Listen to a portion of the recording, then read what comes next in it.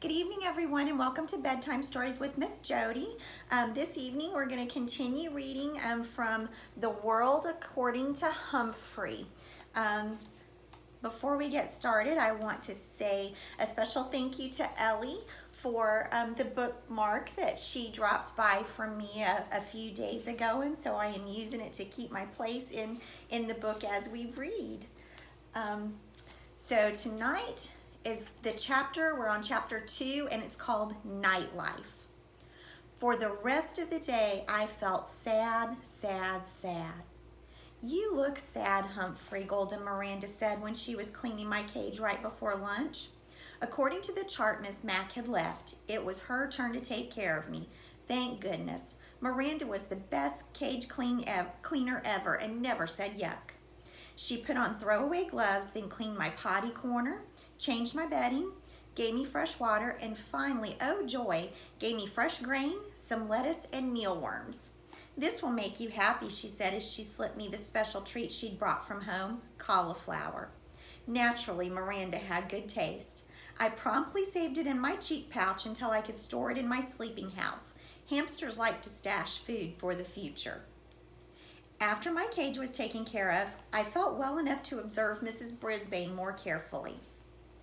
Now Miss Mac was tall, wore bright blouses, short skirts, and high shoes. She wore bracelets that jangled. She spoke in a loud voice and waved her arms and walked all around the room when she talked. Mrs. Brisbane, on the other hand, was short with short gray hair. She wore dark clothes and flat shoes, and she didn't jingle-jangle at all.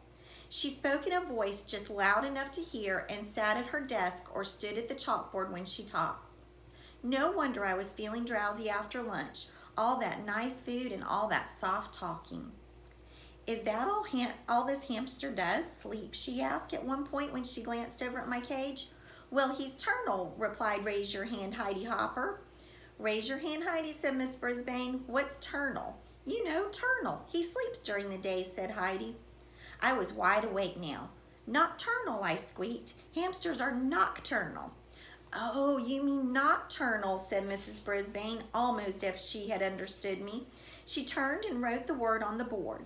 Can anyone else name an animal that's nocturnal? Owl, said Heidi. Raise your hand, Heidi, said Mrs. Brisbane. But that is correct. An owl is nocturnal. Anyone else? A voice shouted, My dad. Mrs. Brisbane looked around. Who said that? He did, AJ.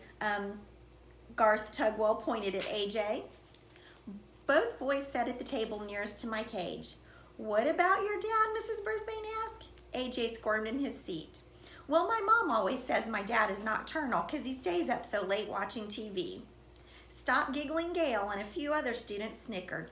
Mrs. Brisbane didn't crack a smile. Her use of the word is correct, she said, though technically humans are not nocturnal. Any others? Eventually, the class came up with more names of nocturnal animals, like bats and coyotes and opossums, and Mrs. Brisbane said that the class would be learning more about animal habits later in the year. If she'd just look at me, she could learn a lot, but I noticed for the rest of the day that Mrs. Brisbane stayed far away from my cage, as if I had a disease or something. She read a mighty fine story to us in the afternoon, though. In fact, I couldn't get back to my nap afterward. It was about a scary house and these scratching noises and a ghost. Thump, thump, thump. The ghost came down the hall. Oh, I had shivers and quivers. I have to say, Mrs. Brisbane knows how to read a story. Her voice changed and her eyes got wide, and I forgot about her gray hair and dark suit. To squeak the truth, my fur was on end. The story had a funny ending because it turned out the ghost wasn't a ghost at all. It was an owl. At the end of the story, everybody laughed, even Mrs. Brisbane. I was beginning to think that life with this new teacher wouldn't be so bad, but I changed my mind when the bell rang at the end of the day and all my classmates raced out of the room, leaving me alone with her. She erased the chalkboard and gathered up her papers. I could tell that we'd be going home soon. Suddenly, I began to worry. What if Mrs. Brisbane lived in a scary house with spooky noises and a thumping ghost? Or even worse, what if Mrs. Brisbane had a scary pet like a dog? My mind was racing as fast as I was spinning my wheel when she finally approached and looked down at me frowning. Well, you're on your own now, she said. With that, she closed the blinds and walked away, but I heard her mutter rodent under her breath. She left the classroom and closed the door. She left me alone, all alone in room 26. I had never ever been alone before. As the room slowly grew darker and quieter, I thought back to the happy times at Miss Mack's apartment. There were always cheery lights on, and music, and telephone talking. Oh dear, during the day I never noticed how the clock on the wall ticked off the sounds one by one very loudly. Tick, tick, tick. I was feeling sick, sick, sick. I wondered if there were any owls around room 26, or ghosts. I tried to pass the time by writing in my notebook about Petorama and my days at Miss Mack's apartment. Writing took my mind off my jittery nerves, but eventually my writing paw began to ache and I had to stop my scratchings. If only I could roam free, as I had at Miss Mack's apartment. Then I remembered the lock that doesn't lock. It only took a few seconds to jiggle the door open. I skittered across the table. Then, grasping the top of the table leg lightly, I closed my eyes and slid to the ground. Ah, freedom! I dashed along the shiny floor. I darted between the tables and chairs. I stopped to nibble a peanut underneath Stop Giggling Gale's chair. It tasted delicious and made the coolest crunching sound. I chewed and chomped and gnawed and nibbled, and when I stopped, I heard the sound. Thump, thump, thump. Just like the story Mrs. Brisbane had read to us. Thump, thump, thump. Closer and closer down the hall, coming toward room 26. Then rattle, scratch, thump, thump, thump. Suddenly, I longed for the protective comfort of my cage. I dropped what was left of the peanut and scampered back. But when I got to the table, I thought a terrible thought. I had slid down the smooth, shiny leg, straight down. But how was I going to climb up again? I flung myself against the table leg, grabbed on, and pushed up, up, up. But I had only made a little progress when I began to slide down, down, down. I was right back where I'd started. The rattling got louder. The sounds weren't coming toward room 26 anymore. They were coming in room 26. Just then I noticed a long cord running down from the blinds. Without hesitation, I leaped up and grabbed the cord and began swinging back and forth. My stomach churned and I wished I'd never touched that peanut. But with each swing, I got a little higher off the ground. As soon as I saw the edge of the table, I closed my eyes and I dived towards it. Whoosh! I slid across the table and scampered into the cage. As I pulled the door behind me, I was suddenly blinded by light. The something had turned on the lights and was clomping across the floor.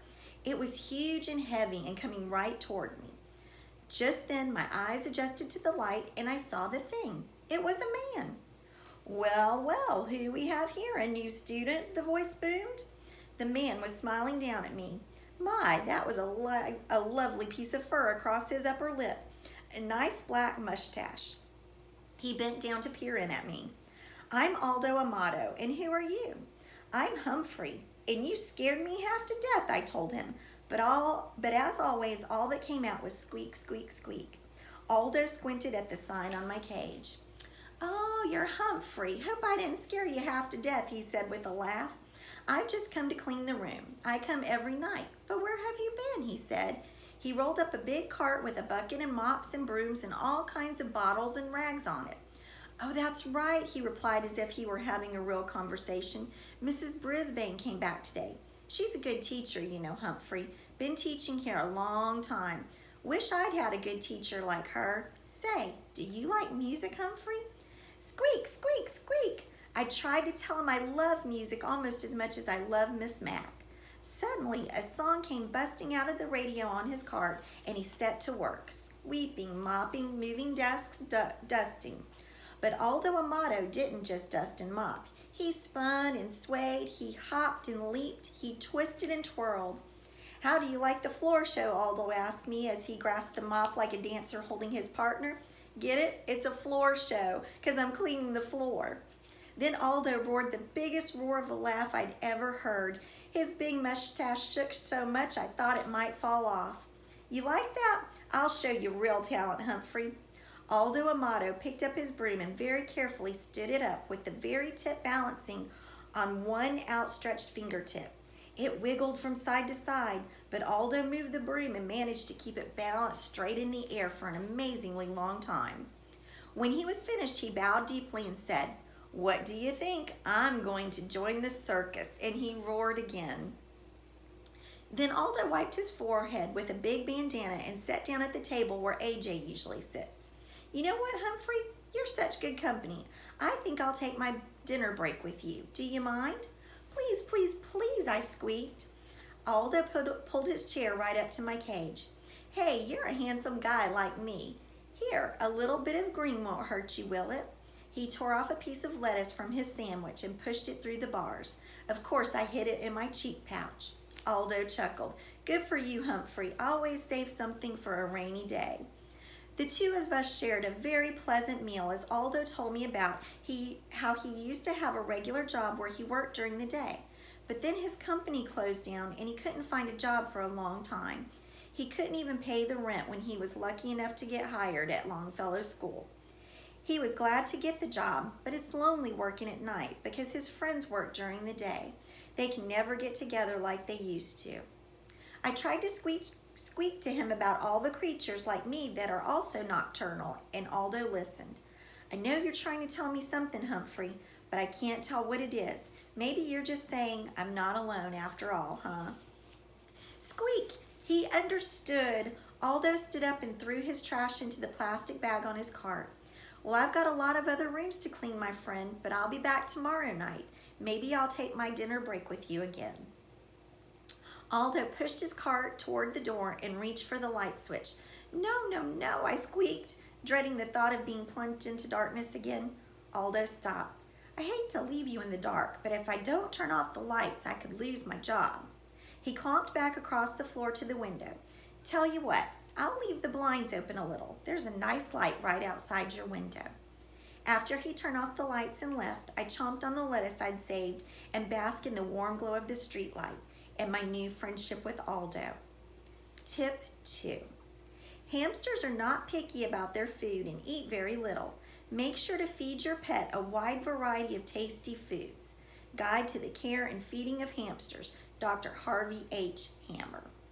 All right, so that is all for tonight. We'll look forward to seeing Humphrey's adventures tomorrow night. You guys sleep well, and we'll see you tomorrow. Bye-bye.